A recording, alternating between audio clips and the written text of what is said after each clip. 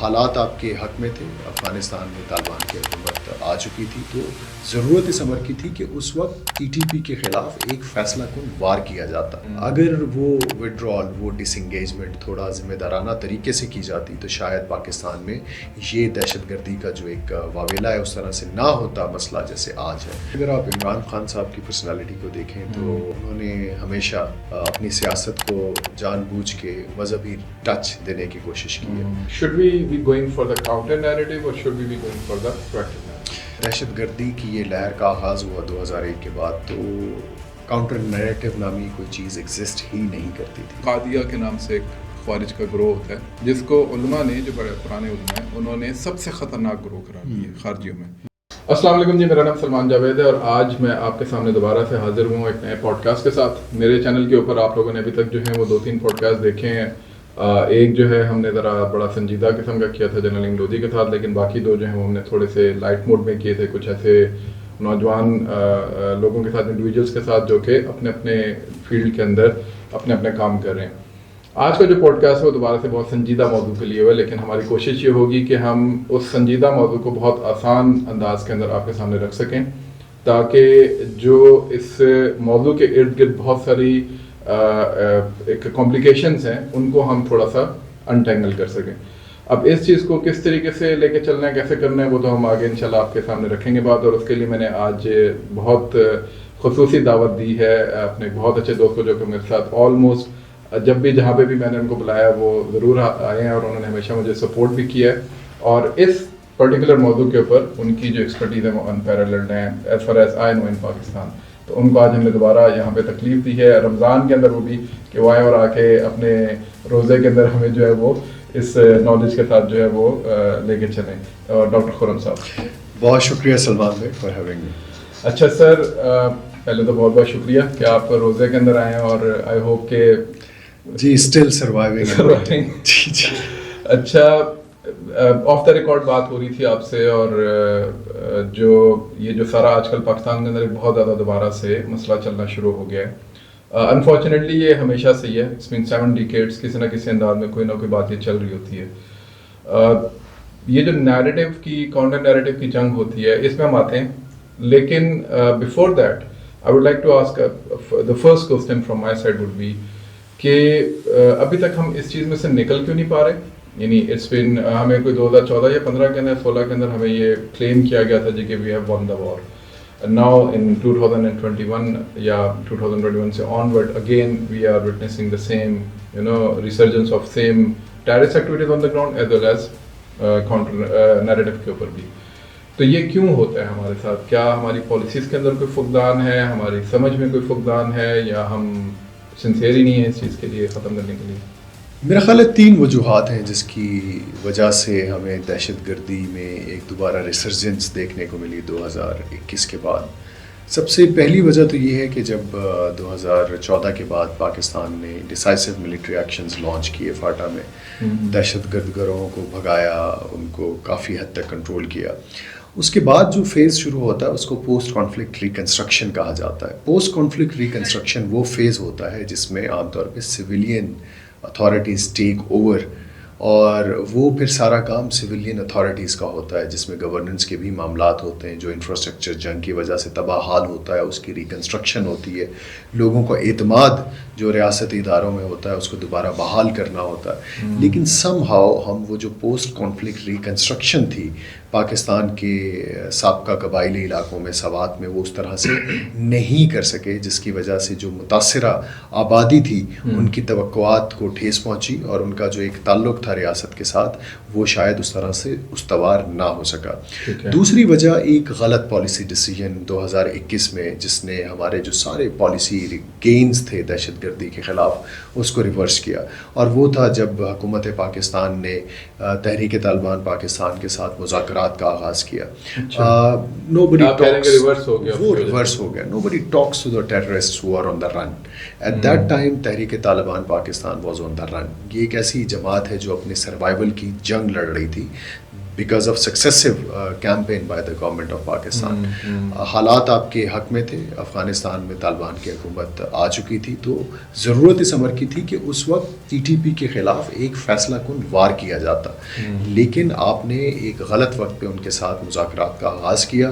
انہوں نے اس ٹائم کو استعمال کیا دوبارہ ریکوپریٹ کرنے کے لیے, ری آرگنائز کرنے کے لیے. ہزاروں ٹی ٹی پی کے فائٹر واپس پاکستان آئے اسلحے کے ساتھ, اپنے دوستوں کے ساتھ, خاندان کے ساتھ, اور 30-40 ہزار کے قریب وہی لوگ ہیں جن کو مقامی آبادی سلنڈر کہا کرتی تھی, اور یہی سلنڈر ہیں جنہوں نے ٹی ٹی پی کو دوبارہ ری آرگنائز کر کے آج یہ پاکستان کے لیے ایک بہت بڑا انٹرنل سیکیورٹی چیلنج بن چکا ہے. تیسرا جو فیکٹر ہے وہ میں سمجھتا ہوں کہ it was beyond the control of Pakistan, کہ جس طرح سے امریکہ نے ڈیسائیڈ کیا ہے کہ ابرپٹ ودرا کیا افغانستان سے, اس کا فال آؤٹ ہم آج بھی برداشت کر رہے ہیں. اگر وہ ودرال, وہ ڈس انگیجمنٹ تھوڑا ذمہ دارانہ طریقے سے کی جاتی تو شاید پاکستان میں یہ دہشت گردی کا جو ایک واویلا ہے اس طرح سے نہ ہوتا مسئلہ جیسے آج ہے.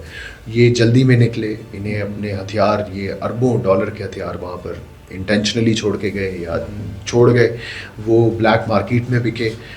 وہ بلیک مارکیٹ سے ٹی ٹی پی نے بھی خریدے, داعش نے بھی خریدے, اور باقی جو دہشت گرد تنظیمیں ان کے ہاتھ بھی وہ لگے. اور پھر جو ایک گورننس کے مسائل پیدا ہوئے افغان طالبان کے آنے کے بعد بھی, انہوں نے بھی دہشت گرد تنظیموں کو ایک اسپیس فراہم کی, کیونکہ دہشت گرد تنظیمیں ہمیشہ ان گورنڈ اسپیسز میں کرتی ہیں. تو یہ 3 فیکٹرز تھے جن کی وجہ سے پاکستان میں دہشت گردی کی ریسرجنس دوبارہ دیکھنے کو ملی. اچھا, آپ نے ابھی جو جواب دیا اس کے اندر آپ نے ایک بات کہی اور بہت امپورٹنٹ تھی کہ جی کہ ریورس ہو گیا سارا کچھ, لیکن اس وقت جو ہے ہمارے کور کمانڈر صاحب جو تھے فیض حمید صاحب, اور پرائم منسٹر, وہ تو خیر پرائم منسٹر تو نہیں رہے تھے اس وقت, لیکن اس سے پہلے جب عمران خان صاحب واز پرائم منسٹر تو same Faiz Hameed was also the I S A chief. تو جنرل صاحب جو ہیں وہ بھی بہت پاورفل پوزیشن کے اندر رہے تھے, ساری انفارمیشن بھی ان کے پاس آ رہی تھی. He was a very instrumental in also Doha accords as a head of the institute, جو کہ ساری چیز کو ظاہر ہے بہت زیادہ انگریس تھی جس کی. اس کے ساتھ ساتھ عمران خان صاحب بھی بہت زیادہ پروپیگیٹ کرتے تھے اس چیز کو, ابھی تک کرتے ہیں, بلکہ وہ تو ایون فرام دا جیل ہی از آف دا ویو کہ ہمیں ان کے ساتھ کرنی چاہیے. اینڈ بیفور بھی اگر آپ کو یاد ہو, طالبان خان نام ان کا نام اس لیے پڑا تھا کہ وہ کہتے تھے کہ ان کو آفس کھول کے دیں وغیرہ وغیرہ. انفارمڈ نہیں تھے وہ لوگ, یا اس کے پیچھے کوئی اور وجہ تھی؟ I would want to come to that narrative and counter narrative thing, but just want to establish this تاکہ ہم پھر narrative اور اس کے اوپر بات کریں. مجھے لگتا ہے کہ بنیادی طور پر کنفیوژن تھی, ہام تھا, کیونکہ اگر آپ عمران خان صاحب کی پرسنالٹی کو دیکھیں تو انہوں نے ہمیشہ اپنی سیاست کو جان بوجھ کے مذہبی ٹچ دینے کی کوشش کی ہے, اور وہ یہ سمجھتے ہیں کہ جو اس ملک کا ریلیجس رائٹ ہے وہ بھی سمبھاؤ خاص طور پہ یوتھ میں وہ ان کا حامی ہے. اور جو سوسائٹل کنفیوژن بھی ہے مذہب کے حوالے سے یا ان مذہبی تنظیموں کے حوالے سے, وہ نہیں چاہتے تھے کہ وہ سپورٹ بیس اپنی لوز کریں. اس لیے انہوں نے ہمیشہ ایک پاپولر ایک نیریٹو دیا ہر ایشو پہ, including this issue of militancy. جہاں تک بات ہے مذاکرات کی, تو مذاکرات تو ٹی ٹی پی کے ساتھ کیے گئے, عمران خان صاحب کے سے پہلے بھی کیے گئے, عمران خان صاحب کے بعد بھی کیے جاتے رہے. تو تمام حجت تو کیا ریاست نے ہمیشہ, لیکن جب ٹی ٹی پی کو موقع دیا گیا مذاکرات کا, انہوں نے تب مذاکرات کو سکٹل کیا اور مذاکرات کا جو وقت تھا اس کو استعمال کیا ریکوپریٹ کرنے کے لیے. اور یہاں پر یہ چیز بھی میں ریکارڈ پر لانا چاہوں گا کہ جی بالکل درست ہے کہ مذاکرات کا آغاز 2021 میں پی ٹی آئی کے دور حکومت میں ہوا تھا, لیکن جب اس کے بعد پی ڈی ایم کی گورنمنٹ آئی تو انہوں نے بھی اس کو انڈورس کیا تھا اس سارے پروسیس کو. تو اس کا مطلب ہے کہ پوری ایک ریاستی پالیسی تھی. اب اس پالیسی کے بانی کون تھے, اس کی ریشنل کیا تھی, وہ تو انہی لوگوں کو علم میں ہوگا. لیکن میرا خیال ہے کہ اگر ہم نے اب تحریک طالبان پاکستان کے خلاف کوئی اسٹریٹجی بنانی ہے تو اس فیصلے کا ریویو بہت ضروری ہے کہ what went wrong in 2021 جس کی وجہ سے, اور we have to fix the blame as well. اور جب تک ہم وہ نہیں کریں گے ہماری جو مستقبل کی کوششیں ہیں اس دہشت گرد گروہ کے حوالے سے وہ کبھی بھی کارگر ثابت نہیں ہوں گی. Now coming to the actual topic جو آج کا ہمارا, جس پہ بیسیکلی میں نے آپ کو تکلیف دی ہے, ایک بہت بڑا جو ایشو ہے جب بھی ہم بات کرتے ہیں ٹیررزم یا کاؤنٹر ٹیررزم کی, تو اس میں کمپوننٹ ان کا جو ہے وہ نیریٹیوز کا ہے, ان کے بیانیے کا ہے. بہت دفعہ یہ بات کہی جاتی ہے جی کہ ان کا بیانیہ جو ہے بہت اسٹرانگ ہے, آئی مین اس کی ایک پینٹریشن بہت زیادہ ہے, اس کا امپیکٹ بہت زیادہ ہے. بہت سے لوگ اس پہ یہ دعویٰ کرتے ہیں جی کہ وہ اس وجہ سے ہے کیونکہ ریاست کی پالیسیاں اچھی نہیں ہیں. آپ بلوچستان میں دیکھیں تو ہیو ناٹس کا مسئلہ ہے, آپ کے پی میں دیکھیں تو ہائی ہینڈڈنس کا ایشو ہے, آپ نے گھروں کو تخت و تاراج کیا, آپ نے لوگوں کو آئی ڈی پیز اور ٹی ڈی پیز میں کنورٹ کیا وغیرہ وغیرہ, اس طرح کی ساری باتیں, اور پھر کرپشن, انصاف, وہ ساری چیزیں جو ہم سنتے رہتے ہیں. ان تمام چیزوں کو سامنے رکھتے ہوئے جب ہم دیکھتے ہیں کہ ریاست جو ہے وہ اپنے نیریٹو اور کاؤنٹر نیریٹو کی جنگ کے اندر کوئی بھی ایک کوہیرنٹ کاؤنٹر نیریٹو یا پرویکٹیو نیریٹو نہیں ترتیب دے پا رہی, آپ اس کو کیسے دیکھتے ہیں کہ کہاں پہ لیک کر رہی ہے ریاست نیریٹو کے اعتبار سے, and should we be going for the counter narrative or should we be going for the proactive narrative? جس وقت پاکستان میں دہشت گردی کی یہ لہر کا آغاز ہوا 2001 کے بعد, تو کاؤنٹر نیریٹو نامی کوئی چیز ایگزسٹ ہی نہیں کرتی تھی. اچھا, ایک ریمپنٹ سوسائٹل کنفیوژن تھی, اور اس کنفیوژن کا شکار آپ کے ادارے بھی تھے, جس میں آپ کے میڈیا ہاؤسز بھی شامل ہیں, آپ کی کلرجی بھی شامل ہے. اور مجھے یاد ہے کہ 2001 میں, اور جب پاکستانی طالبان کا ظہور شروع ہوا 2007 میں, ٹی ٹی پی میں انوالو ہوئے, ایک وقت تھا کہ Baitullah Mehsud head became a household name, and thanks to the media coverage that he got in Pakistani T V channels. اور ایک وقت مجھے وہ بھی یاد ہے کہ جب پاکستان کے ٹی وی چینلز جو دہشت گردی کے حملوں میں لوگ مارے جاتے تھے, ان کے لیے شہید کا لفظ بھی استعمال کرتے ہوئے کتراتے تھے.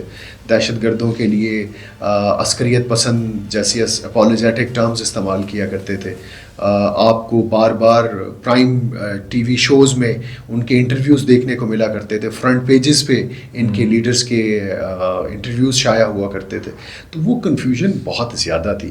غالباً یہ 2008-9 کے بعد ایک تھوڑا سا ایک شفٹ دیکھنے کو ملی, جب حکومت اور دیگر جو سول سوسائٹی کے ادارے ہیں انہیں احساس ہوا کہ شاید یہ جو گلوریفیکیشن ہے ٹیرر کی, اٹ از ڈیمیجنگ پاکستان. اور تب سے لے کر ہم نے دیکھا کہ پھر کچھ کوششوں کا آغاز ہوا.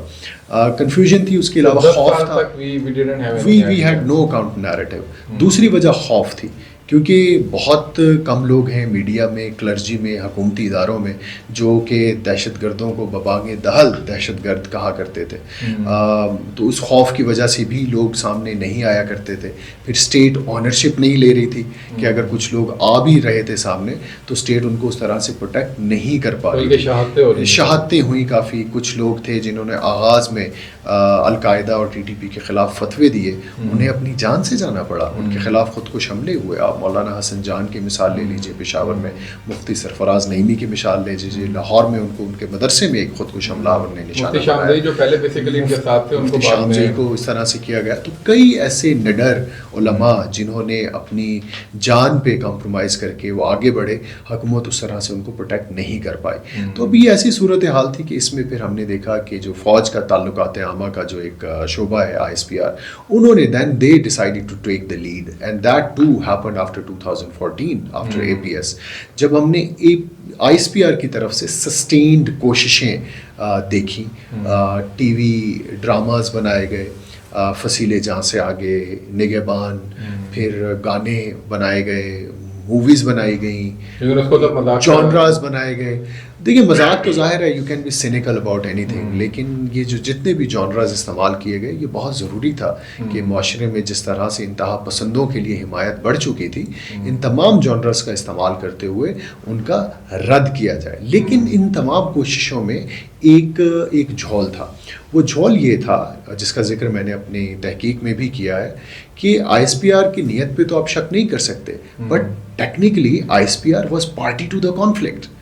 And when a party to the conflict is delegitimizing the other کے لیے بہت آسان ہو جاتا ہے یہ کہنا کہ یار یہ تو چونکہ ہمارے ساتھ جنگ میں لڑ رہے ہیں تو یہ تو انہوں نے تو ہمیں کہنا ہے جو یہ کہیں گے. اس لیے پھر کافی عرصے بعد شاید ISPR کو بھی یہ خیال آیا کہ ان جو کاؤنٹر نیریٹو ایفرٹس ہیں, ان کی جو آنرشپ ہے وہ اگر فوج کے پاس نہ ہی ہو تو بہتر ہے. تب پھر جا کے خیال آ گیا, مجھے لگتا ہے کہ آیا, کیونکہ اس کے بعد پھر جب ہم نے کچھ کوششیں دیکھی, جیسے پیغام پاکستان کی آنرشپ جو ہے وہ ISPR کے پاس نہیں تھی بلکہ انٹرنیشنل اسلامک یونیورسٹی کے پاس تھی. اس میں ایک پبلک سیکٹر یونیورسٹی کو آن بورڈ کیا گیا, علماء کو آن بورڈ کیا گیا. تو یہ کچھ چیزیں چیزیں ہوئیں جس کے بعد ہمیں احساس ہوا کہ شاید اب سویلین ڈومین میں نیکٹا نے کاؤنٹر نیریٹو کے حوالے سے کمیٹیز تشکیل دیں جس میں نہ صرف مذہبی علماء شامل تھے بلکہ اس میں ایکیڈیمیشنز بھی شامل تھے, اس میں مختلف شعبہ زندگی سے تعلق رکھنے والے لوگ شامل تھے. I was part of that committee. تو بہت ریپرزینٹیو اور کمپریہنسو کمیٹیز تھیں جو نیکٹا نے بنائی. تو پھر یہ ہم نے دیکھا کہ 2018 کے بعد ایک شفٹ آنا شروع ہوئی ہے, لیکن اب بھی میں سمجھتا ہوں کہ پاکستان کی کاؤنٹر نیریٹو ایفرٹس میں بہتری کی کافی گنجائش موجود ہے. کیا جھول ہے ابھی بھی آپ سمجھتے ہیں, جو کہ آپ کا پیپر ہے اس پیپر کے اندر آپ نے بات بھی کی ہے, ایرسٹوٹل کا ماڈل آپ نے اس کے اندر ڈسکس کیا ہے, so you can shed some light on that کہ وہ کیا ماڈل ہے, آپ کیا سمجھتے ہیں کہ اگر اس کو اپلائی کیا جائے, آپ کیوں سمجھتے ہیں کہ اگر اس کو اپلائی کیا جائے تو پرابلی ہم اپنی جو کچھ باتیں ہیں ان کو ٹھیک کر سکیں گے؟ سب سے بڑا جھول یہ ہے کہ حکومتی ادارے آپ جیسے لوگوں کو آن بورڈ کرنے میں ناکام رہے ہیں.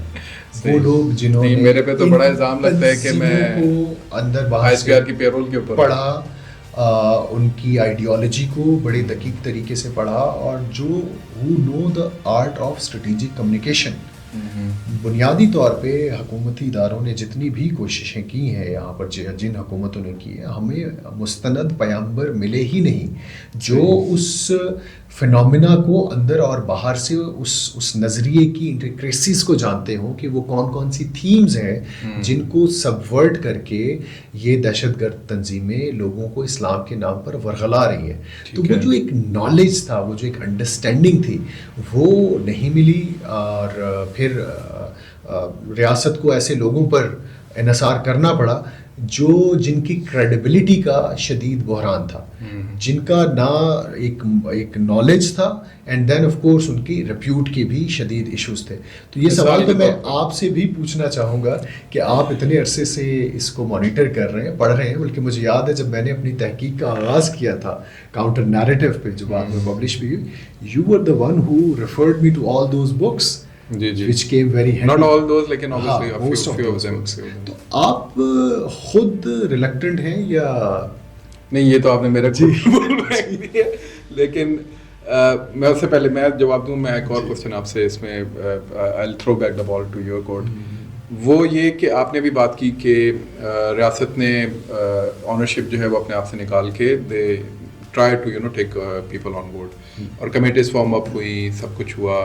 آپ نے اپنے ماڈل کی بھی بات کی, تھوڑا سا ہنٹ کیا, اس کا ہم تھوڑا سا اور ڈیلو ان کریں گے. لیکن پھر بھی آپ نے کہا کہ کچھ ہے, لیکن آپ نہیں سمجھتے کہ بہت زیادہ ابھی بھی گیپ ہے؟ یعنی اگر آپ سوشل میڈیا میں, ایک تو ہے پولیٹیکل نیریٹو کی وجہ سے, دیٹ وی کین انڈرسٹینڈ, وہ 2021 کے بعد رجیم چینج جو بھی ہوا اس کی وجہ سے ایک آپ سے ذرا ایک ناراضگی ہے لوگوں کی, تو اس وجہ سے وہ بات کر رہے ہیں. بٹ اوور آل بھی we are not able to reach out to people. اور مجھے یاد ہے آپ نے 2001 کی اور اس کی بات کی کہ 2001 کے بعد کے جو حالات تھے اور جس طریقے سے ہم اس وقت نوجوان تھے جس آج کل نوجوان ہیں, تو we also feel for such such elements. اس وقت تو یہ مسئلہ نہیں تھا, یعنی وی ور کاٹ آف گارڈ نا, ہمیں تو پتہ نہیں تھا کہ یہ ہو جائے گا. ابھی تو ہمیں پتا تھا, تو اب ہم کیسے گر گئے اس کے اندر؟ مجھے یاد ہے کہ آپ لوگوں نے 2006-07 کے بعد کاؤنٹر نیریٹو کے حوالے سے کچھ کوششوں کا آغاز کیا تھا, اور وہ کوششیں خاصی کارگر ثابت ہوئی تھیں. تو اس کی وجہ یہ کہ اس وقت ریاست اور معاشرے کے درمیان اتنا فاصلہ نہیں تھا جتنا آج ہے. اس وقت پولیٹیکل پولرائزیشن اس طرح سے نہیں تھی جیسے آج ہے, ڈسپائٹ دا فیکٹ کہ پاکستان میں اس وقت ایک ملٹری گورنمنٹ موجود تھی. ٹھیک ہے, 2008 کے بعد ایک جمہوری ٹرانزیشن آئی, اور جس کو لوگوں نے قبول کیا, تو وہ جو اعتماد ہے ریاست پہ وہ موجود تھا. مجھے لگتا ہے تبھی جا کے آپ کی جو انٹروینشن سے کچھ آپ فالوئنگ دم وہ خاصی کارگر ثابت ہوئی. لیکن آج کاؤنٹر نیریٹو کے حوالے سے جو کوششیں کی جا رہی ہیں اس میں سب سے بڑی رکاوٹ ہی یہی ہے کہ سماج اور ریاست کے درمیان جو تعلق ہے وہ بہت زیادہ کمزور ہو چکا ہے. لوگوں کی پولیٹیکل گریونسز بھی ہیں, اور دہشت گرد تنظیمیں ان کو بھی استعمال کر رہی ہیں اپنے مقصد کے حصول کے لیے. تو آج میں سمجھتا ہوں کہ کاؤنٹر نیریٹو زیادہ چیلنجنگ ہو چکا ہے 2007 یا 2008 کی نسبت. اچھا, آپ نے جو مجھ سے سوال کیا میں اس کا جواب آپ کو دے دیتا ہوں. نہیں, ریلیکٹنس تو نہیں ہوتی, ہم تو آپ نے جیسے بھی بات کی کہ 2007 سے ہی کوشش کر رہے ہیں. And I remember that I was part of the corporate sector and my friends were also part of the corporate sector. اور ہم voluntarily یہ basically کام ہم نے شروع کیا تھا, اور اس کی وجہ سے ہمیں کافی اچھا ایک رسپانس پہ آیا. ایک انٹرونشن جو آپ نے بات کی ہے کہ ریاست اور سماج میں جو ایک فاصلہ ہے، ایک اور جو ہماری ایک آپ کہہ لیں آبزرویشن یا اسٹڈی ہے، 2007 سے لے کے 2014 یا 15 تک یہ جو سوشل میڈیا کی یا میڈیا کی جو ڈومین تھی، یہ جو ڈیجیٹل میڈیا یا آلٹرنیٹیو میڈیا جس کو ہم کہتے ہیں، یہ انڈسٹری نہیں تھا پاکستان میں. It was not an industry, it was more of یعنی آپ کا شوق ہے، میرا شوق ہے، اور مجھے اگر اخبار میں لکھنے کو نہیں مل رہا تو I can go start my own blog spot اور آئی کین گیدر دا آڈینس. 2014-15 کے بعد ISPR کے انٹرونشن کی وجہ سے پرٹیکولرلی یہ ایک دم پیراڈائم شفٹ ہوا، اور اس کے بعد پھر فنڈس کی ترسیل، کبھی آپ کو پیسے دیے جا رہے ہیں، کبھی کسی اور کو دیے جا، آپ کو تو کبھی نہیں دیے، لیکن یعنی مثال کے طور پر کہ ایکسپائری کسی کو بھی پیسے دیے جا رہے ہیں. تو اس کے سے کیا ہوا کہ ایک ریٹ ریس شروع ہو گئی، اور بہت سے لوگوں نے جو بیسیکلی کاز کے لیے ساتھ کھڑے ہوئے تھے، they started standing with the. Exactly یہاں میں آپ کو تھوڑا سا روکوں گا آپ کی بات کو انڈورس کرنے کے لیے کہ ارسطو کی یہ کتاب ہے ریٹرک، جس میں وہ یہ کہتا ہے کہ کاؤنٹر یا نیریٹو اسی وقت مؤثر ہوتا ہے جب وہ آرگینکلی ہوتا ہے. اگر وہ آرگینکلی گرو نہیں کر رہا ہے یا پھر جو پبلک نیریٹو اسٹیٹ شیپ کر رہی ہے، اگر وہ اس ڈومین میں نہیں جا رہا ہے جہاں وہ ایک پبلک نیریٹو بن جائے، اس کی ایکسیپٹنس بن جائے، تو میرا خیال ہے کہ جو اس کی آرگینک نیچر تھی اس کام کی، that jeopardized. مطلب it was a good intention actually. State try to support those people جو کہ بہت عرصے سے کام کر رہے تھے، 6 سے 7 سال 8 سال ہو گئے تھے. دے ور آلسو ولنریبل کیونکہ ان کے اوپر بھی ٹارگیٹس تھے، ان کو بھی TTP دیکھ رہی ہوتی تھی. بٹ اس ایک کام کی وجہ سے کیا ہوا کہ اس کو جب آپ نے ان چیک چھوڑ دیا تو اس کی وجہ سے بہت سارے ایسے لوگ بھی اس کے اندر کود پڑے جو کہ صرف اپنے مقاصد کے لیے آئے تھے، اپنے مقاصد کے لیے آئے تھے. تو اب مجھے لگتا ہے کہ ایک اس میں ایک پہلو یہ بھی ہے کہ 2007 میں جو نظریاتی پہلو تھا دہشت گردی کا، وہ 2025 کے نظریے سے بہت مختلف ہے. اور آج بھی کئی لوگ جو کاؤنٹر نیریٹو کے ایفرٹس میں انوالو ہیں وہ 2007 کی اینک سے ہی اس نظریے کو دیکھ رہے ہیں. حالانکہ داعش اور القاعدہ کے نظریے کو اگر آپ دیکھیں بہت فرق ہے، کافی فرق ہے.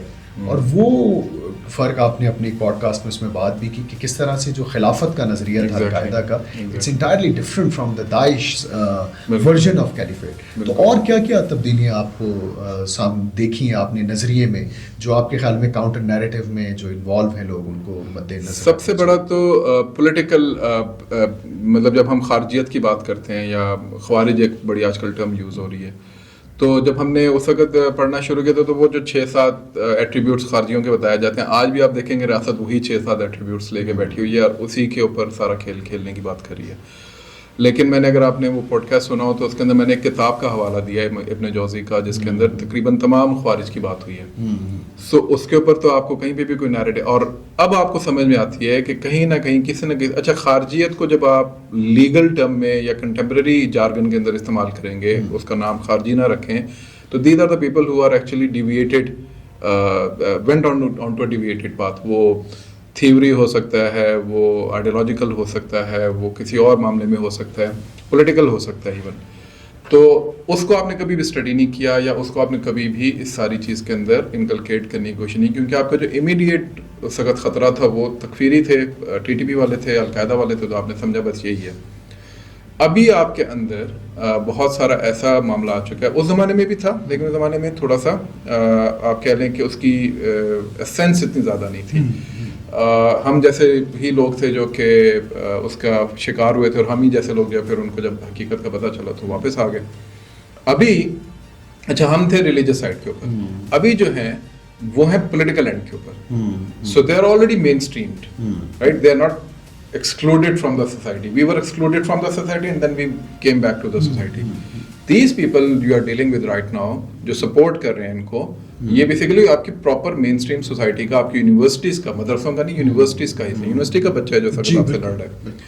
سو اس نے کیا کیا، اس میں میں جب پڑھنے لگا تو ایک جو مجھے میرے سامنے وہ قادیہ کے نام سے ایک خوارج کا گروہ ہوتا ہے، جس کو علماء نے، جو بڑے پرانے علماء ہیں، انہوں نے سب سے خطرناک گروہ قرار دیا خارجیوں میں. اور اس لیے، اور انہوں نے یہ بتایا کہ یہ وائلنس نہیں کرتا، یہ لوگوں کو صرف پرووک کر کے وائلنس کے اوپر ابھارتا ہے اور ان لوگوں کو گلوریفائی کرتا ہے جو کہ یہ آپ بتائیں کہاں پہ آپ کے ریاست کے نیریٹو میں، کہیں پہ بھی نہیں. بلکہ مجھے کسی ایک، میں نے اس پہ لکھا تو مجھے ایک ریاستی اہلکار کی طرف سے میسیج آیا، انہوں نے کہا پھر تو پاکستان میں کوئی بھی نہیں بچے گا. اس لیے میرا خیال ہے کہ ہم پولیٹیکل ڈسینٹ کو عام طور پہ کنفیوز بھی کر دیتے ہیں ود ایکٹس آف میں نے اس کو یہی کہا، میں نے کہا کہ نہیں، یہ ریڈیکل جو ہوتے ہیں وہ ڈفرینٹ ہیں، پولیٹیکل ڈسینٹ الگ ہے. حضرت عمر کو بھی لوگوں نے سوالات کیے تھے اور ان کے اختلافات ہوتے تھے شورا کے اندر، خلافت کے اندر یہ سارے معاملات ہوتے تھے، وہ الگ چیز ہے. This is different. تو یہ کنفیوژن ہے. اب میں اسی لیے آپ کی طرف جو آپ نے پیغام پاکستان کی بات کی، Y couldn't we answer all these things اور this evolutionary thing, because پیغام پاکستان تو ابھی 2018-19 کے بعد کی بات ہے. تو ہم ان چیزوں کو کیوں ایڈریس نہیں کر سکے اس کے اندر؟ مطلب یہ تو ایوالو ہو رہی تھیں، سامنے آنا شروع ہو گئی تھیں چیزیں. اور جن زی کل بلکہ میں ایک بچوں کے ساتھ بیٹھا ہوا تھا کہیں پہ، تو ان سے میں نے کہا کہ ہمارا قصور یہ ہے، یعنی ملینیلز کا یا جن ایکس کا، کہ ہمیں تو وہ جو پیچھے تھی نا، پیچھے والی جنریشن، انہوں نے تھوڑا بہت ایک دے دیا تھا سبق. وی couldn't give you that thing. اور اب تم لوگ بالکل ڈسکنیکٹڈ ہو اپنی روٹ سے. تو مجھے تو وہ روٹ سے کیا، وہ تو مجھے 2001 سے بھی ڈسکنیکٹڈ لگتے ہیں بیچارے بچے جو ہیں. اگر آپ سبسٹنس پہ بات کریں پیغام پاکستان کی، تو 23 کے قریب تھیمز تھیں جو آئیڈینٹیفائی کی گئیں اس فتوے میں، ٹی ٹی پی کی طرف سے استعمال کی جاتی ہیں. طاغوت کا کانسیپٹ ہے، خروج کا کانسیپٹ ہے، قتال کا کانسیپٹ ہے، کفر بوا کا کانسیپٹ ہے. 23 کے قریب تھیمز تھیں جو آئیڈینٹیفائی کی گئی، اور پھر ون بائی ون ایک ریبٹل دیا گیا. مسئلہ یہ ہے کہ بڑے جید علماء نے اس کے اندر اس کو سائن کیا، انڈورس کیا. مسئلہ اس کی ڈسیمینیشن پہ ہوا کہ فتویٰ تو ایک آ گیا، اور اس فتوے کی بھی ڈسیمینیشن آپ نے صرف یونیورسٹیوں تک محدود رکھی. آلدو مدارس کو انگیج کرنے کے لیے کچھ کوششیں ضرور کی گئی تھیں. پھر ایک تجویز یہ بھی تھی کہ پیغام پاکستان کو نصاب کا حصہ بنایا جائے، لیکن ایسا ابھی تک نہیں ہوا ہے. پھر پیغام پاکستان کو لے کر جو اس کی پاپولر ڈسیمینیشن تھی، میرا خیال ہے کہ جو سوشل میڈیا کا ایلیمنٹ تھا وہ اس میں ہم نے نہیں دیکھا.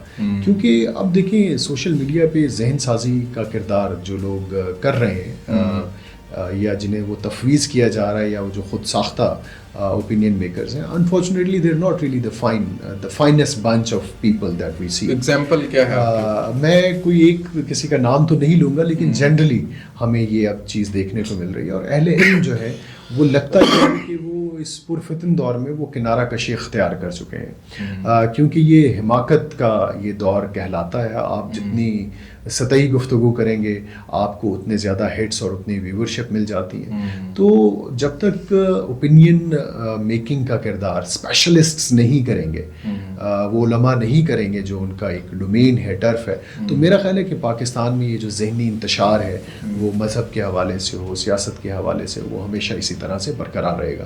کیا یہ تبدیل ہونے والا ہے؟ مجھے نہیں لگتا، کیونکہ جو اوپینین میکرز ہیں ان کا ایک پیٹرونیج سسٹم ہے، اور اس پیٹرونیج سسٹم آنے کے لیے آپ کے اندر جو خصوصیات ہونی چاہیے وہ میرا خیال ہے کہ وہ ایک کریڈیبل لوگوں کا خاصہ نہیں ہوتا. آپ جتنا کمپرومائزڈ ہیں اتنا ہی آپ کو اسپیس مل جاتی ہے.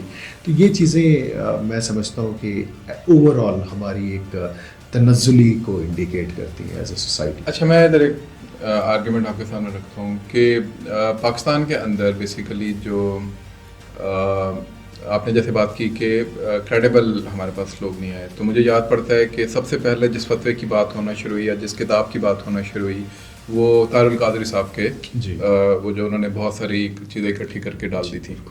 دین ساتھ یہ احمد جاوید غامدی صاحب جو ہیں، یہ منظر عام پہ آنا شروع ہوئے اور انہوں نے بات کرنا شروع کی، اور ان کو بہت زیادہ اسٹیٹ پیٹرنیج بھی ملی مشرف دور کے اندر. پھر طاہر اشرفی صاحب جو ہیں ان کو بھی بہت زیادہ پروجیکٹ کیا جاتا ہے، تقریباً ہر ریاست کے ہر حکومت کے کا وہ حصہ ہوتے ہیں. لیکن جو مین اسٹریم علماء تھے جیسے مفتی تقی عثمانی صاحب ہیں یا اس طرح کے بڑے بڑے جاوید رشید کے مفتی صاحب ہیں، ان کے بھی میں بھی آپ کو بتاتا ہوں ایک چیز، ان کو کبھی ریاست نے اس طریقے سے سامنے لا کے نہیں کھڑا کیا کہ یار، حالانکہ مفتی تقی عثمانی صاحب کے پچھلے دنوں میں نے ایک ویڈیو دیکھی اور اس میں انہوں نے نور ولی محسود صاحب کو خود مخاطب کر کے ان کو ایکسپوز کیا کہ جب ہم تم سے ملاقات کرنے آئے تھے تو تم نے یہ چیزیں مانی تھیں، اور اب تم میرے آنے کے بعد تم یہ چیزیں کہہ رہے ہو. We never projected it at the state level. Javed Rashid کے جو اس وقت ہیڈ ہیں مفتی صاحب، he was a very close aide of Mullah Omar. ان کے بھی پوڈ کاسٹ آ رہے ہیں 2-3، آپ وہ دیکھیں ضرور، اور اس میں انہوں نے پورا ایکسپوز کر کے رکھ دیا ہے کہ القاعدہ نے کیا کیا تھا، کون کون سے شرعی معاہدات توڑے تھے جو انہوں نے بھی سائن کیا، القاعدہ نے بھی اور طالبان نے بھی. اور اس کے بعد 9/11 ہوا. Now this actually change complete narrative شرعی اگر ہم اس کے اس میں آسپیکٹ میں دیکھیں. ریاست ان کو بھی نہیں اٹھا رہی اتنا, یعنی وہ ہم ان کا اپنا سوشل میڈیا یا وہ جو کر رہے ہیں ہم تک پہنچ رہی ہیں چیزیں, لیکن ریاست وہ جو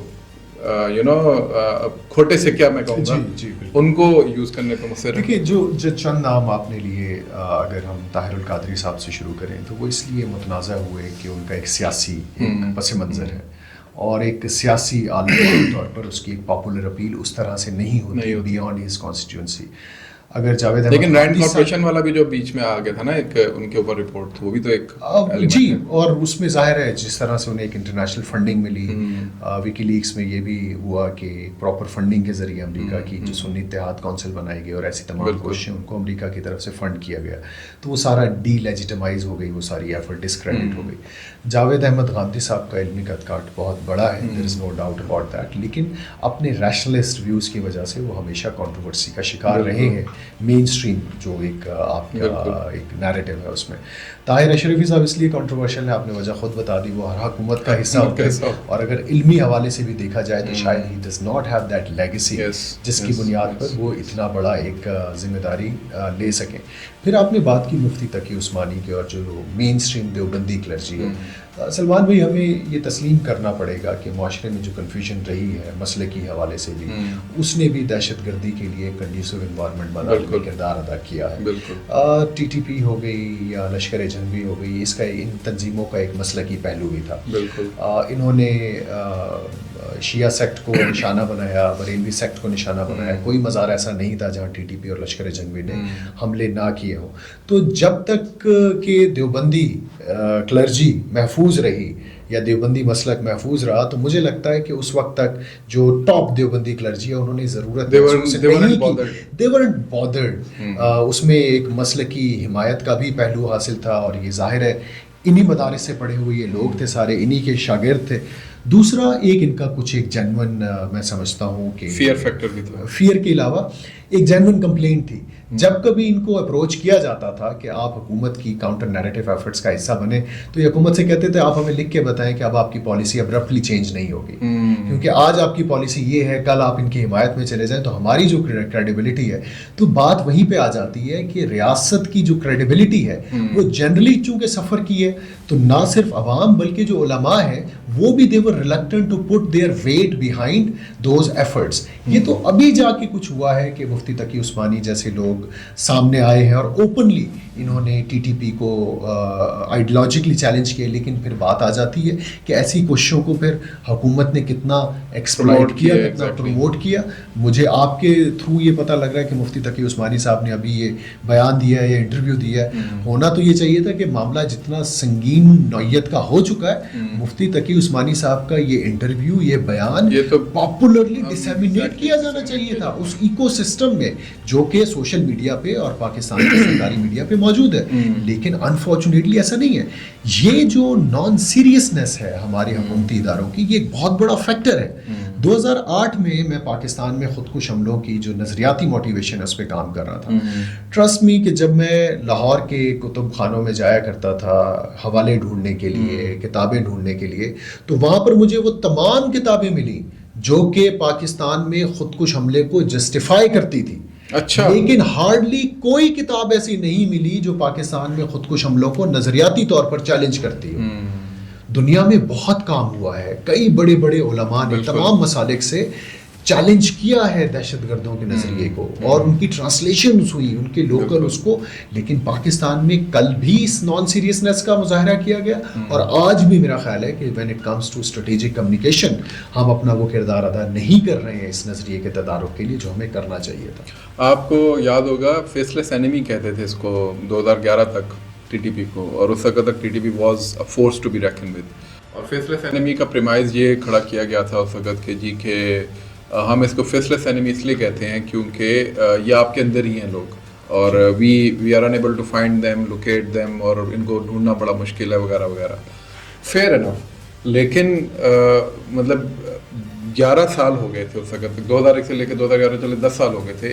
over a decade you couldn't find out people among you who could actually pinpoint کہ یار یہ لوگ فیس لیس نہیں ہیں, یہ ان کا سین ہے, یہ خارجی, یہ مسئلہ آپ کو اس کے بھی 2 سال بعد جا کے یاد آ رہا ہے، یا خارجیت کوئی چیز ہوتی ہے. تو نان سیریسنس کی جیسے آپ بات کر رہے ہیں، پروسیس ہمارا سلو ہے یا نان سیریسنس ہے، یا میں معذرت کے ساتھ کہ یہ ہم چاہتے ہی نہیں ہے کہ مسئلہ ٹھیک ہو، ہم چاہتے ہیں کہ بس کیوس رہے کسی طریقے کا. کسی نے کہا تھا کہ کلام کرو تاکہ پہچانے جاؤ. جو لوگ سمجھنے والے ہیں، جو علم رکھتے ہیں، وہ شاید کلام کرنے سے تھوڑا سا ریلیکٹنٹ ہیں، اور اس کی بنیادی وجہ یہی ہے کہ سارے شور و غل میں جب ہر شخص اوپینین میکر بنا ہوا ہے، ہر شخص ہر چیز پہ رائے رکھتا ہے، تو جو اہل علم ہیں وہ اس وقت اختیار کیے ہوئے ہیں. تو ہوتا عام طور پہ یہ بھی ہے جب حکومتی کوششیں کی جاتی ہیں تو شاید صرف وہی لوگ انگیج کیے جاتے ہیں جو سرفس پہ موجود ہوتے ہیں، اور یہ نہیں دیکھا جو شور زیادہ کر رہے ہوتے ہیں. ان کی کیا کریڈینشلز ہیں، ان کا بیک گراؤنڈ ہے یا نہیں ہے، وہ اس فیس لیس اینیمی کو سمجھتے ہیں یا نہیں، وہ میٹر نہیں کرتا. تو جس طرح سے میں سمجھتا ہوں کہ دہشت گرد تنظیمیں ایک سیلف لیسلی کام کر رہی ہیں، ڈیووشن کے ساتھ کام کر رہی ہیں، ان کے یہاں آرگینک موڈ ہے، ان کے یہاں آرگینک ہے. وہ حکومتی ادارے they are driven by those performance indicators, K P آئی ایک ٹاسک آ گیا حکومت کی طرف سے، جی نیریٹو بنانا ہے، 3 مہینے ہے آپ کے پاس، آپ نے اپنے چند یار دوست اکٹھے کیے، 2-3 مولوی پکڑ لیے، 2-3 سول سوسائٹی سے لوگ پکڑ لیے، 3 اجلاس کروا دیے، 4-5 سیمینار ہوئے، اور ایک تھکا ہوا ایک ڈاکومنٹ نکالا، اور آپ کی بلے بلے ہو گئی، اور اس کے بعد کہانی ختم. میرا خیال ہے جو سینس آف سیریسنیس ہے وہ ہم اس طرح سے اٹیچ نہیں کر پا رہے ہیں، اور میرا خیال ہے اس کے جو کانسیکوینسز ہیں وہ ہمیں نظر آ رہے ہیں کہ آج پاکستان دنیا میں has become the second worst affected country by terrorism. ابھی صرف ٹی ٹی پی کا مسئلہ نہیں رہ گیا، اب تو ایتھنو نیشنلزم نے دوبارہ سر اٹھا لیا ہے، اور ایتھنو فاشسٹ جو ہیں وہ لوگ بھی اب کھل کے کھیل رہے ہیں اس سارے مسئلے کے اوپر. جعفر ایکسپریس کا ایشو ہوا، اور اس کے اندر بھی آلسو اس سے پہلے بھی ہو رہا تھا، بنو اٹیک ہوا، اس سے پہلے بھی 2-3 بڑے حملے ہوئے، نو باڈی واز بادرڈ کہ کیا ہوا، بلکہ الٹا مذاق اڑایا گیا. جعفر ایکسپریس کے موقع کے اوپر تو باقاعدہ شہداء کی میمز بنا کے اور اس طرح جو ہے وہ دکھائی گئی. یہ جو سارا، اور یہ this was not coming from T T P, اور this was not coming from B L A supporter, this was actually coming from the mainstream parties, یا جو بھی آپ ان کے فالوورز کو کہہ لیں. کیا سمجھتے ہیں آپ کہ ایک تو حل کیا ہے، یعنی اگر ہم ان کو مین اسٹریم کی طرف لے کر، مین اسٹریم کے جو لوگ ہیں ان کو ہم تھوڑا سا اپنا میسج کنوے کر سکیں، اور دوسرا یہ کہ ریاست اگر ہم سمجھتے ہیں کہ ٹھیک نہیں ہونے والی، لیٹ سے ہم ایزیوم کر لیتے ہیں کہ یار ہم جتنی مرضی ایفرٹس کر لیں ریاست نہیں کرے گی، تو پھر ہم جیسے لوگ کیا کریں، میں اور آپ کیا کریں؟ دیکھیں، ایک آپشن تو آپ کے پاس یہ ہے کہ آپ you exercise a complete blockade of militant narrative on social media and وہ تو ریاست کر سکتی ہے، وہ تو آپ کر رہے ہیں، لیکن کیا اس کمپلیٹ بلاکیڈ کا آپ کو فائدہ ہوا؟ مجھے تو یہ لگتا ہے کہ ملیٹنٹ نیریٹو وہ بے شک یہ سو کالڈ اسلامسٹس ہوں یا ایتھنو نیشنلسٹس ہوں، اتنا فلاڈ ہے کہ اگر آپ ایک اس پہ کھلا مکالمہ آپ اس کو فروغ دیں تو آپ ان کے نظریے کو بڑا چیلنج کر سکتے ہیں ایفیکٹولی. آپ نے جعفر آباد ایکسپریس کی مثال دی. اب ہو یہ رہا ہے کہ ایک وقت تھا کہ جب یہ مذہبی اور یہ سو کالڈ سیکولر دہشت گرد گروپ ایک دوسرے کو ڈیمونائز کیا کرتے تھے. وہ مجاہد تھے، ان کو گاڈ لیس سرخے کہا کرتے تھے، یہ گاڈ لیس سرخے ان کو ملے اور پتہ نہیں کیا ڈیروگیٹری لفظ استعمال. اب ان میں کراس فیوژن آف آئیڈیاز ہو رہی ہے. اب یہ ایک دوسرے کے ساتھ آپریشنل فیسلٹیز بھی شیئر کر رہے ہیں، ایک پوری پراپر کولیبریشن ہو رہی ہے.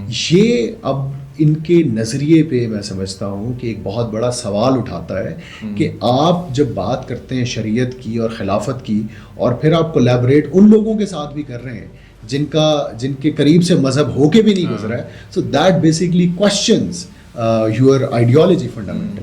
تو ایک تو یہ چیز ہے جو میرا خیال ہے کہ جس پہ بات ہونی چاہیے. دوسرا یہ پرٹیکولر اٹیک جو ہوا بلوچستان میں، اس میں بھی جو نیریٹو کی جو ڈومین ہے یا گیم ہے، شاید ہم وہ اس طرح سے نہیں لڑ پائے. مثال کے طور پہ ملیٹنٹس کی طرف سے ایک نیریٹو لائن یہ دی گئی کہ ٹرین میں یہ جو لوگ تھے سارے، اس میں ہم نے صرف فوجیوں کو نشانہ بنایا ہے، ہم نے شہریوں کو رہا کر دیا. تو پہلی تو بات یہ ہے کہ آپ نے اس سے 3 دن قبل ہی बसों से उतार कर शहरियों को, और उसके बाद उसके 2 दिन बाद भी आपने वहाँ पर पंजाबी मजदूरों को निशाना बनाया। तो ये आपकी कॉल और फेल में तजाद है। आपने माजी में भी शहरियों को निशाना बनाया, आप आज भी शहरियों को निशाना बनाते हैं। दूसरा फ्लॉ ये था, उन्होंने नैरेटिव दिया कि चूंकि ये कम्बैटेंट्स थे तो एज पर इंटरनेशनल लॉ इनको निशाना बनाना जायज़ है। इंटरनेशनल लॉ हो या इस्लाम के जंगी कवानीन हो, जब एक कम्बैटेंट भी निहत्ता हो, he can not be treated as a कम्बैटेंट।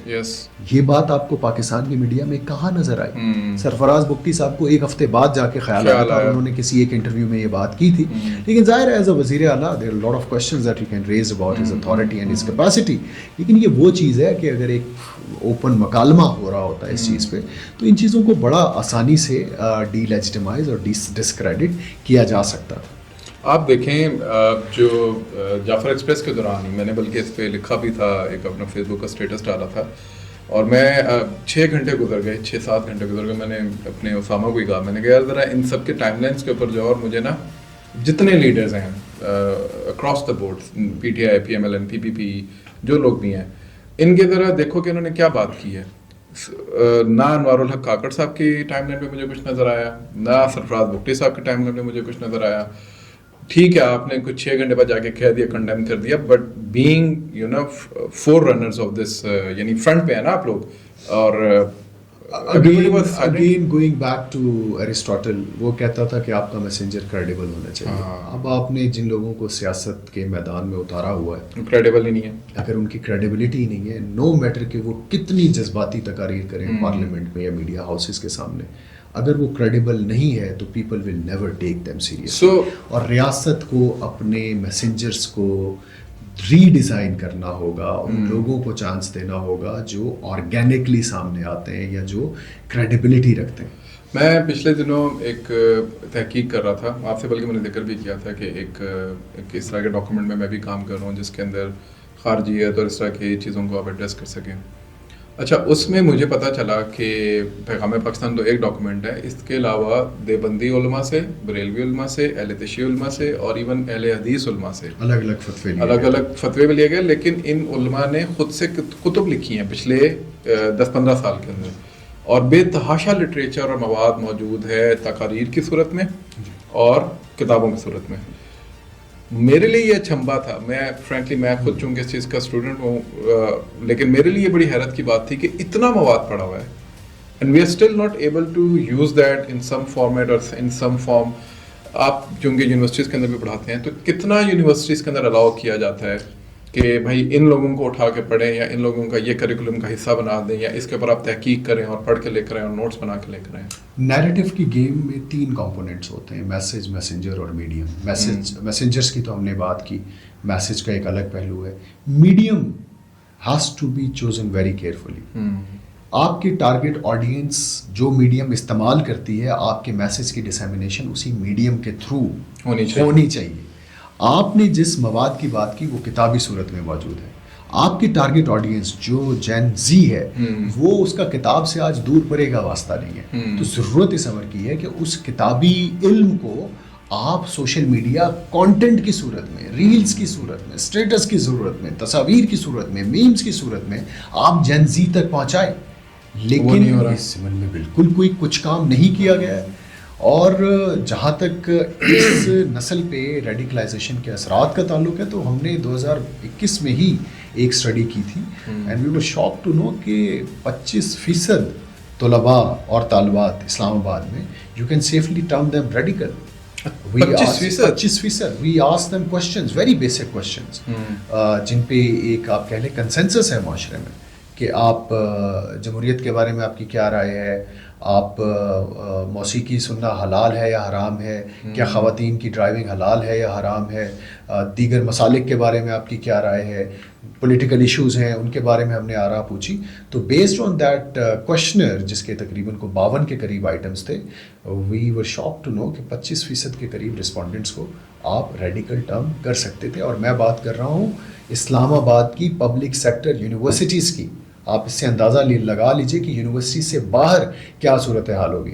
आपको ये तो नज़र आ रहा है कि दहशत गर्दों के हमले हो रहे हैं, अवामी हिमायत में सामना आ रहा है।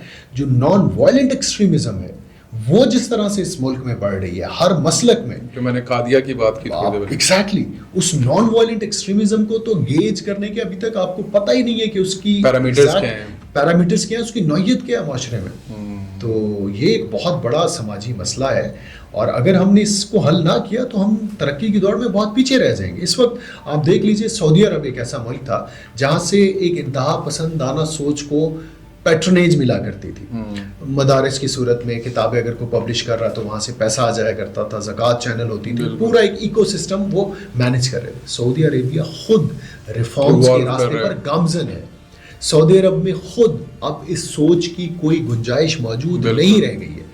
آپ ترکی کی مثال لے لیجئے, ملیشیا کی مسلمان کا آپ مثال لے لیجئے, انڈونیشیا کی مثال لے لیجئے. مشتاق یوسفی صاحب کی بات مجھے یاد آ گئی کہ جو باہر کے مسلمان ہیں وہ پاکستانی مسلمانوں کو دیکھ کر کہتے ہیں کہ کلمہ تو ہم نے بھی پڑھا ہوا, تم تو بولے ہی ہو گئے.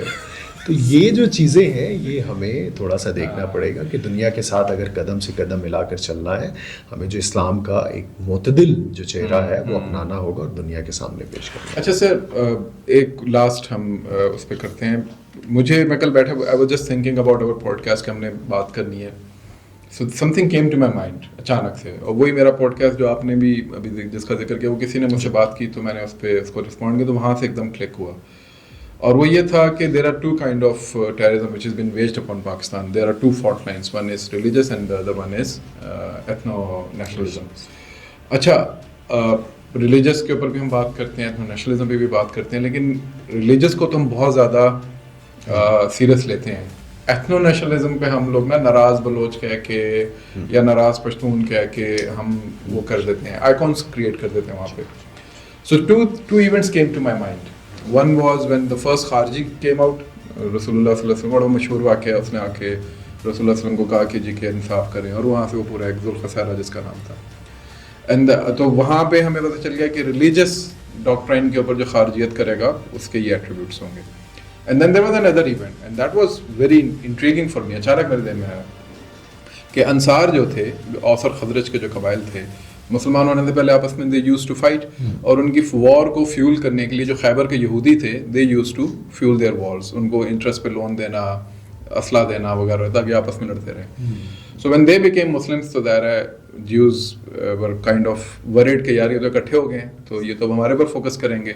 So one day انصار اور دونوں قبائل کے اوس اور خزرج کے لوگ بیٹھے ہوئے ایک جگہ پہ, تو they sent their agent یہودی, اور اس نے جا کے ان کو پرانی جو ان کی جنگیں تھیں ان کی باتیں یاد کرانا شروع کر دی, اور ان کی جو عصبیت تھی وہ واپس آ گئی. And they drew swords on each other. تو one of the صحابی then ran to Prophet صلی اللہ علیہ وسلم, اور اس نے جا کے کہا کہ جی کہ ادھر تو یہ مسئلہ ہو گیا. وہ دوڑے دوڑے آئے, and that was one of the rare moment جب رسول اللہ علیہ وسلم شدید غصے میں تھے.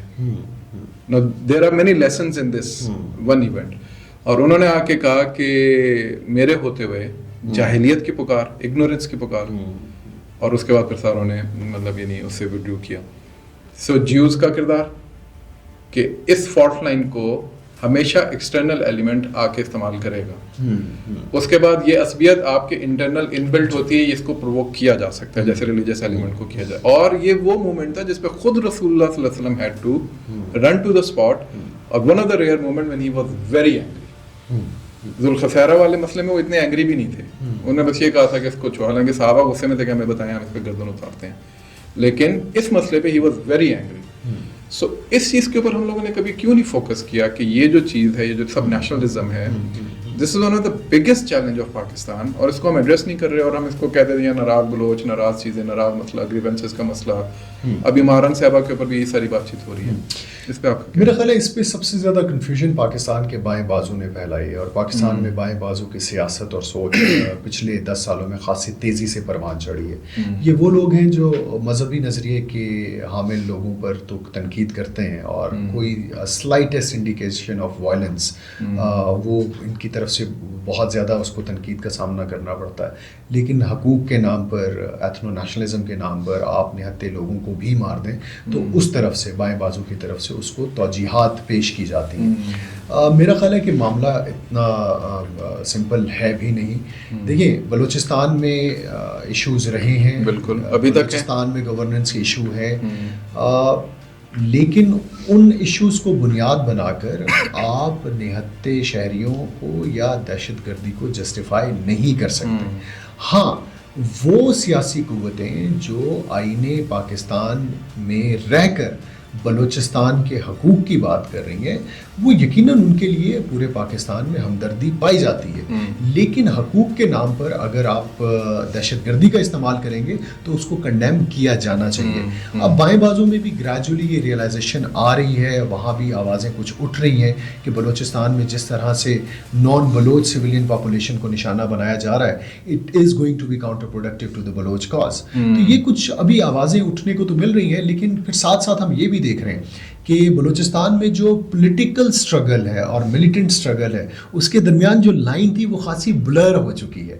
ایک وقت تھا کہ جب ان کے درمیان ایک بہت بڑی بائیفرکیشن ہوتی تھی, جو ملیٹنٹس ہیں اور جو پولیٹیشینز ہیں ان کا طریقہ اب نہیں ہے. اب میرا خیال ہے کہ مہرنگ بلوچ کے حوالے سے شروع میں یہ توقع کی جا رہی تھی کہ وہ شاید ایک سیاسی جدوجہد کے ذریعے بلوچستان کے حقوق کی بات کر رہی ہیں, لیکن جو ابھی ٹرین انسیڈنٹ ہوا اور اس معاملے کو لے کے جو کنفیوژن پیدا کرنے کی کوشش کی گئی بلوچ یکجہتی کونسل کی طرف سے, میرا خیال ہے یہ جو تمام کاؤنٹر نیریٹو کی جو کوششیں ہیں یہ ان کو نقصان پہنچاتی ہیں کیونکہ سوسائٹی مزید کنفیوز ہو جاتی ہے. یہی بات ہم نے پشتون تحفظ موومنٹ کے حوالے سے ہی آپ کی جو پچھلی پوڈ کاسٹ ہے اس میں کی تھی کہ you have to take a clear stance کہ دہشت گردی کے معاملے پر آپ کہاں کھڑے ہوئے ہیں.